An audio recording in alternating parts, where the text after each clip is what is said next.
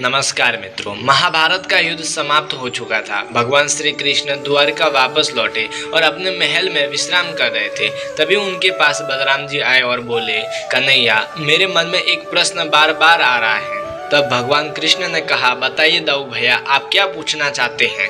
बलराम जी ने कहा, महाभारत के युद्ध में जो भी हुआ, पितामह भीष्म का वध, द्रोणाचार्य, दुर्योधन, दुशासन का वध, तो ये सब उचित था।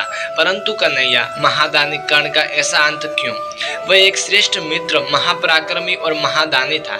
इसने स्वयं की माता कुंती को अर्जुन के सिवाय किसी अन्य पांडव को नहीं मारने का वचन दिया था। अपने कवच और कुंडल जानबूझकर ब्राह्मण वेशधारी इंद्र को दान में दे दिए। ऐसे महान दानवीर ने किस कर्म का फल भोगा? तब भगवान श्री कृष्ण कहते हैं, सुनिए दाऊ भैया, वैसे तो दुर्योधन के अधर्म में जिसने भी साथ दिया था वे सभी पाप के भागी बन गए। उनको उनके कर्मों का फल तो मिलना ही था।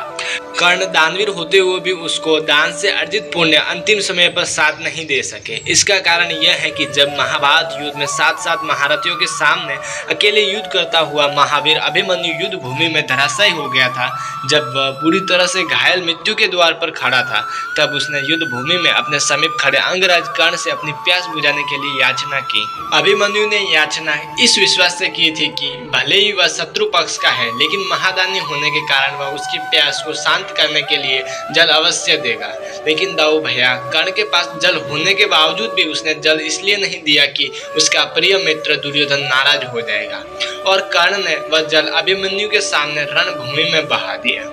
इस प्रकार महादानी कर्ण जलदान नहीं कर पाया। उसने मृत्यु के द्वार पर खड़े याचक की अवहेलना की थी और युद्ध भूमि में बालक अभिमन्यु को अपने सूखे कंठ से ही प्राण त्यागने पड़े। हे दाऊ भैया, अंगराज कर्ण के पास जल होते हुए भी मृत्यु के द्वार पर खड़े हुए को जल नहीं दिया। इसलिए कर्ण के एकमात्र पाप ने उसके संपूर्ण जीवन में किए हुए दानों से अर्जित पुण्य को नष्ट कर दिया। और काल की गति देखिए, उसी जल के स्रोत से उत्पन्न कीचड़ में कर्ण का पहिया फंस जाता है और महारथी कर्ण के अंत का कारण बन जाता है। इसे मैं स्वयं नहीं रोक सकता था। यही तो कर्मों का फल है दाऊ भैया। तो फिर मित्रों, ये था आज का हमारा वीडियो। इस वीडियो में आपने जाना कि किसी के साथ किए गए अन्याय का एक ही पल आपके संपूर्ण जीवन की प्रामाणिकता को शून्य करने हेतु पर्याप्त है।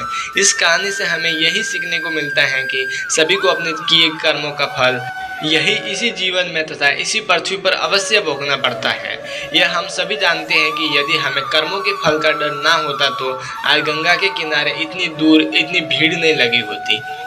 तो फिर मित्रों, ये था आज का हमारा वीडियो। ये वीडियो अगर आपको पसंद आया हो तो कृपया हमारे इस वीडियो के कमेंट बॉक्स में कमेंट जरूर करें। साथ ही हमारे इस कर्मयोगी चैनल को सब्सक्राइब भी कर लें। तो फिर चलिए मित्रों, आज के लिए इतना ही। फिर मिलते हैं अगले वीडियो के साथ में।